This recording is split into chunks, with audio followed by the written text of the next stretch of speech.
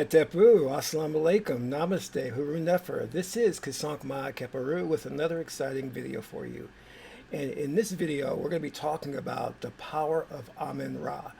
But before I get into that, I want you to hit the like button on this video. If this is your first time to my channel, hit the subscribe bell to get notifications on when I go live and when I upload recorded videos. If you'd like to know more about my spiritual teachings, you can become a Patreon supporter for as little as $1, $5, $20 per month. It's up to you, and there's no obligation. You can cancel at any time. As a subscriber, you'll get exclusive access to instructional videos and videos on the spiritual and esoteric, videos that will teach you how to properly meditate, how to contact the ancestors, how to do astral projections, how to create an amulet, and we also have nice articles and web series that you can follow along. So become a Patreon supporter today. Last but not least, share this video with family and friends so that we can get the revolution started.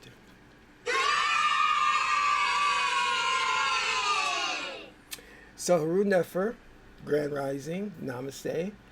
So let's get right into this subject matter because I want to clear up some things that many people are confused about. Now, when we speak about Amen Ra, many of you know that Amen is what we say at the end of our prayer. If you were brought up in a very Christian environment, you are aware of this. You know, we end our prayer by saying Amen. So, but where did that come from? A lot of times I talk about on this channel how Christianity borrowed a lot from the Kemetic spiritual tradition, and they did. They owe a great many things to ancient Egypt, Kemet. And one of the most important things that they owe is the idea of Amen. Now, the Egyptians saw Amen as meaning God, Nebecher, the Lord of all. But more importantly, Amen meant the hidden, that which could not be perceived, and what they called was the no thingness. God was no one thing, hence God was everything. You couldn't see God, you couldn't feel God, you couldn't taste God, imperceptible. That was very important. And then they also had the notion of Ra, Ra meaning the life force, Chi, and or the Kundalini, if you want to use that term as well. So this is the energy that flowed within us. Now, it was around the 16th century when the priest of Thebes decided to combine the two instead of being separate deities, which many would say the Egyptians were polytheists, worshiping many deities, and that's absolutely not true. They were both polytheists and monotheists. You see, they operated out of both hemispheres of the brain, the left and the right, which, when operating properly, gives rise to synthesis. So they had no problem in recognizing Amen and Ra as separate deities, separate entities. And they also had no problem in merging the two, synthesizing the two to come up with a new deity called Amen Ra, which basically means the hidden that comes as the force of energy. Now, I'm going to get a little bit deeper into this. I want you to follow me. Now, one of the things I remember was Wesley Snipes' production company. He calls it Amen Ra. And then there's this gentleman out there named Billy Carlson, who to me, I wouldn't trust anything he says. Well, he runs around saying that we shouldn't, at the end of our prayers, the Kemetic spiritual people say Amen Ra, because we're paying tribute to an actual pharaoh who was evil, who massacred people. Well, you know, you're treating it like it's a proper a noun, a name. And this name is not beholden to one individual.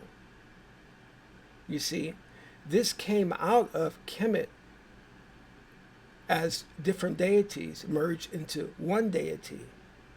So one individual, were, no matter if he was good or bad, it does not belong to him. As I said, it was something that the priests in Kemet, in Thebes, decided to merge the two principles or faculties. They were not names. It was a principle, because we studied the universe and extrapolated from that the principles of God, how God operated, and then we would either have those and worship those as separate energies or combine them to create a new energy, to present a new understanding as we came into it. You understand? So when you have this raw life force, and let me clear this up because many people get this confused. Ra is not the sun god. The sun is Aten. Okay? And Aten was the sun god that was worshipped by Akhenaten. He created the sun cult. So Ra is in relation to the life force energy within you, not the sun. So let's get that straight, all right? And Amen can also be pronounced Amun, A-M-U-N, or A-M-E-N. Both are the same. So you have the one God, Amen, Amun, and then you have Ra combining to form a new God, Amen Ra. And we see that there are statues to depict Amen Ra. Now I want to get into something profound that hopefully will give you a greater understanding of God. To understand if there is a God or the form God takes, let us go back again to the saying of Amen. God is that which is hidden. God cannot, I should say it this way, God does not manifest in the physical form because God is all things.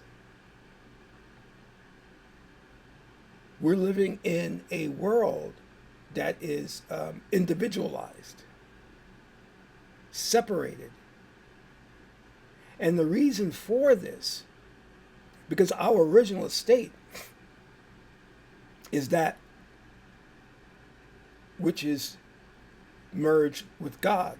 So in other words, you see these movies depicting people signing their soul away to the devil, especially the music industry. They say that, you're going to sign away your soul to the devil, and in return, the devil's going to give you fame and fortune. Well, that's a lie, because you must understand that your soul doesn't belong to you.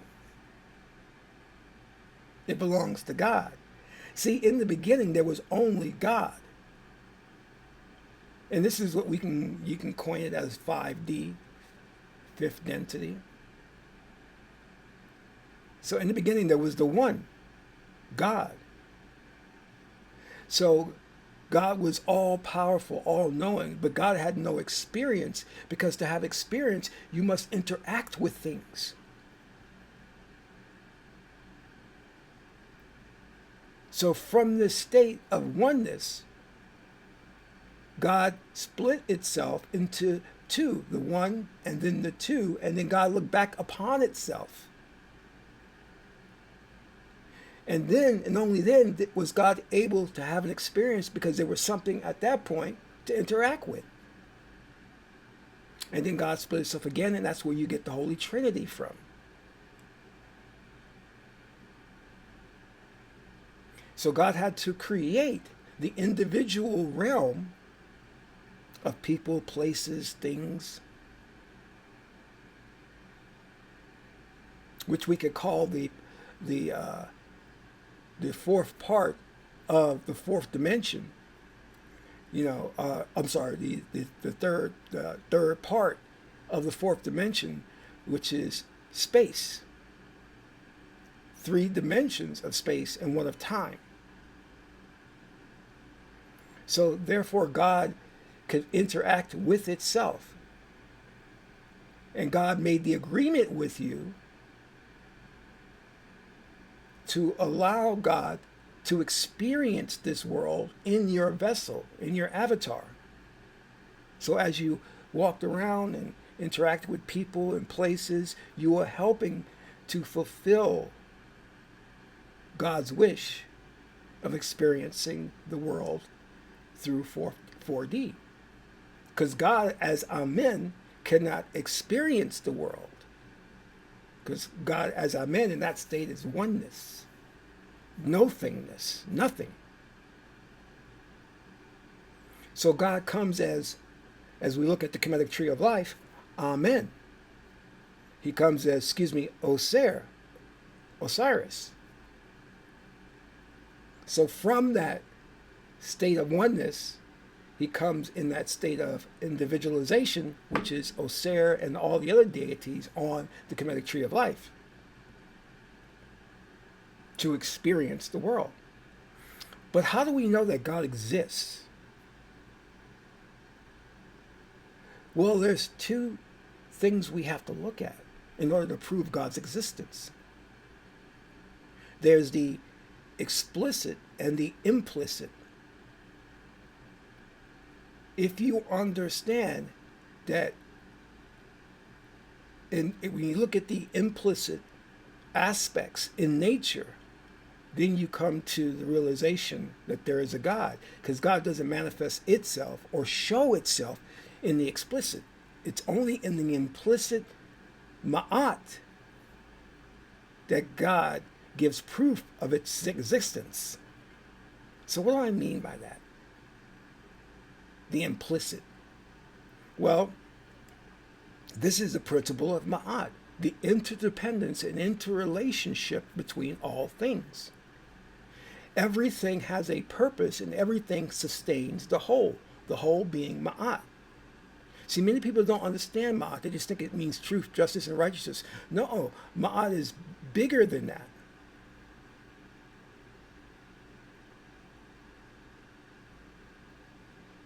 So when you look at ma'at, the interdependence and interrelationship between all things, you'll see that you need bees to pollinate. You need trees to help make air.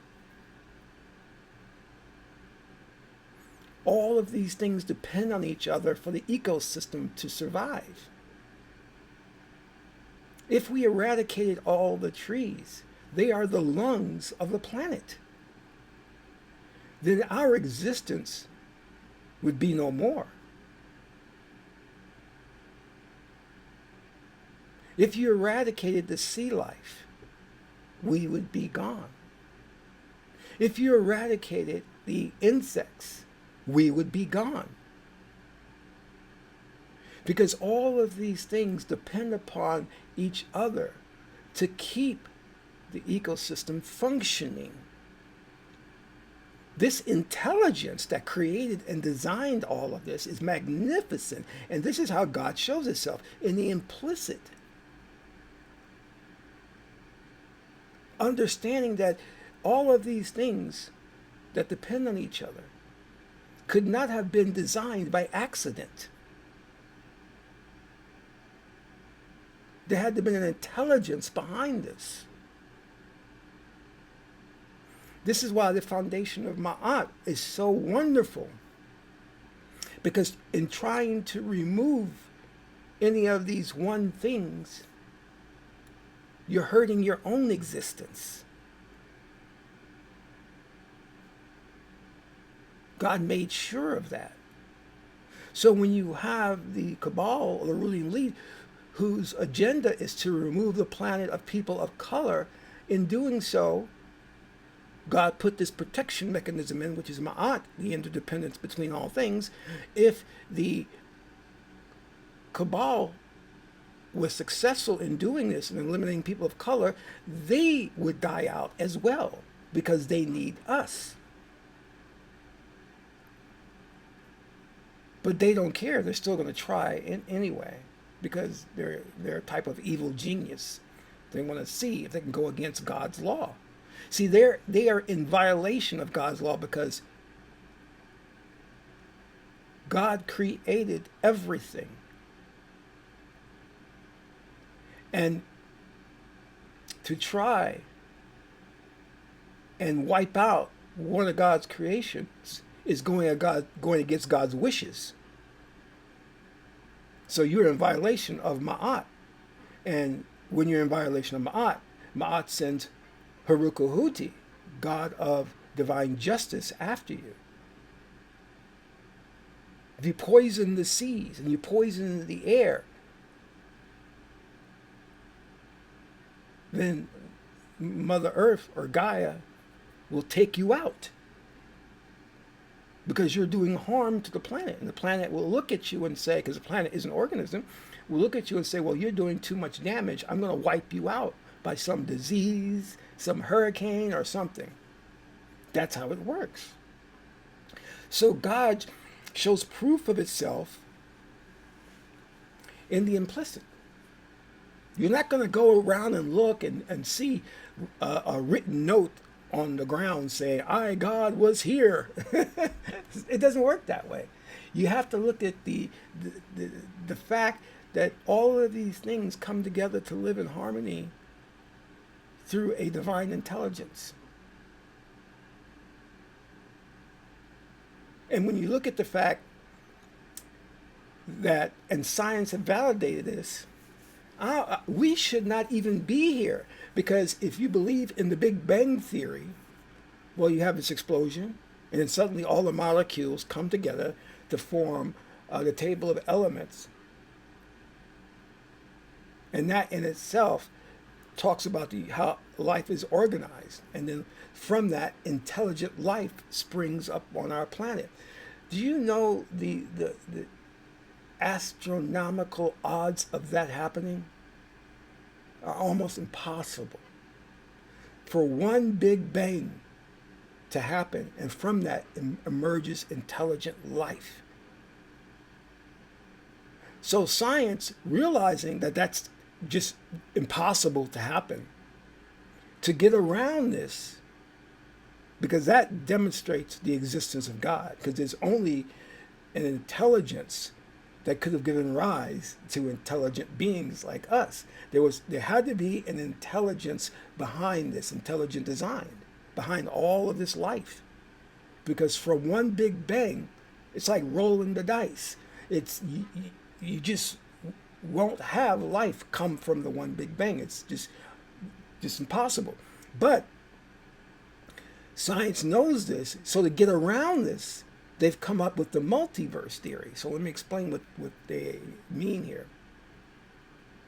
They know that the one Big Bang, it was astronomically impossible for life to have arisen from one Big Bang. So they said that there were many Big Bangs, an infinite number of Big Bangs, that gave rise to different universes, the multiverse theory. And in one of those universes, which would be an infinite number of those, then we would give rise to intelligence. Because then the odds of intelligence life springing from an infinite number of Big Bangs makes sense mathematically. But it doesn't make sense from just one Big Bang.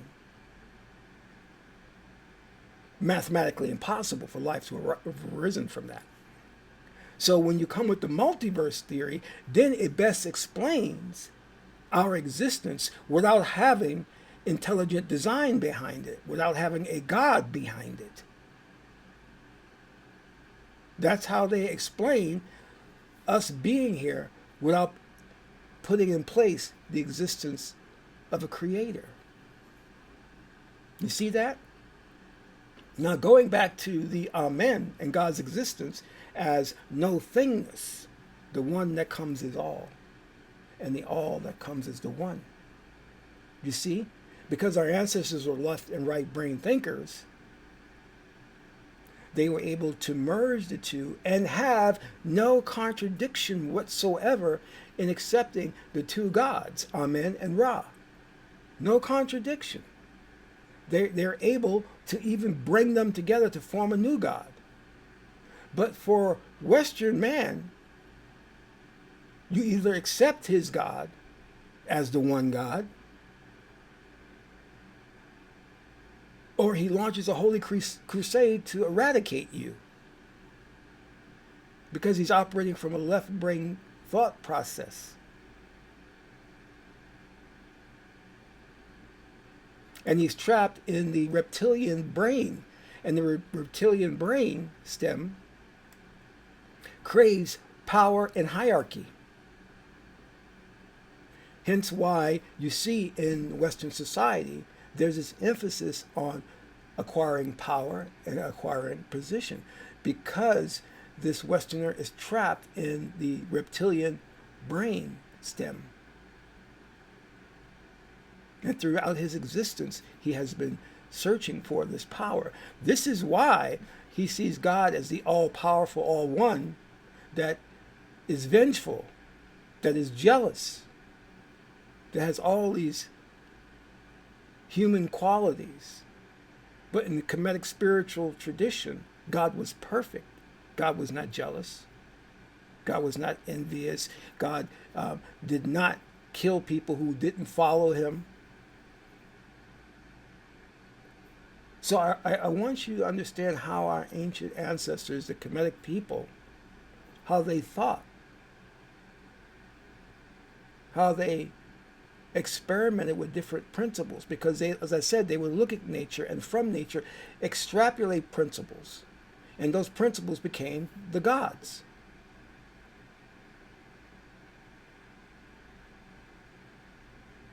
And when one lived in harmony with nature and with the gods, that was Ma'at.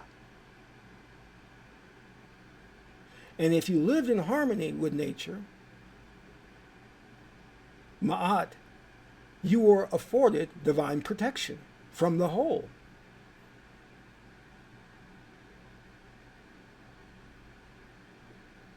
So think about this. Think about that principle of Amun-Ra and what it really means to you.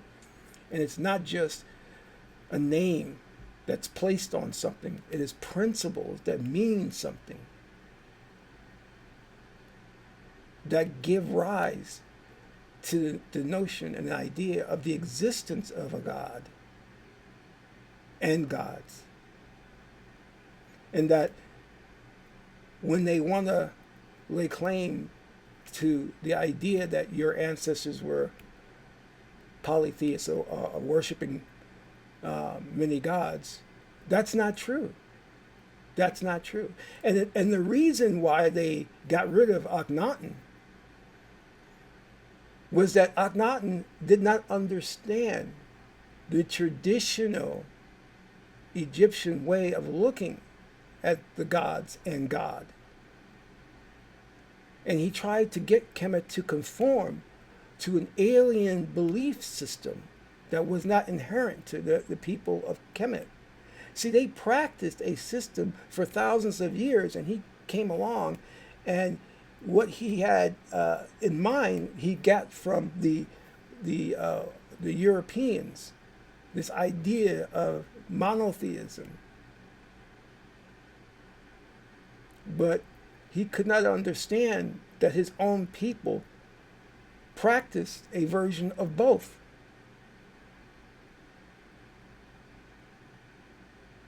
And many say that the biblical Moses is really Akhenaten in the idea of the worshiping of the one and the Exodus. But whether you believe that or not, Akhenaten was still going in the wrong direction. And he tried to introduce a foreign concept that wouldn't work with the people, especially the powerful priesthood. They were not going to sit back and allow thousands of years of tradition be thrown away. And because of his very peaceful and passive ways, he was opening Kemet up to foreign invasion. So he had to be dealt with, which is why in the hieroglyphics, he just disappears from the history. One cannot find any mention of him after his reign. And many theorize that his wife was a foreign woman he took as a bride, and she alone introduced the concept of monotheism, which he took on and tried to have the people of Kemet conform to. But enough about him. I have done videos on him before, and I'll probably do some more in the future to set the record straight. But Amun-Ra, or Amun-Ra, is a very powerful notion about the energy of God, the force of God, a force that comes out of no-thingness. In fact, life and everything that we know came out of the no-thingness. From the nothing came the all. So I hope this message resonates with you. If so, please donate to the channel. This is Qesankh Ma-Keperu, son of Ma'at and Tahuti. My aunt is the beautiful goddess Heteru. Until my next video, Amun-Ra.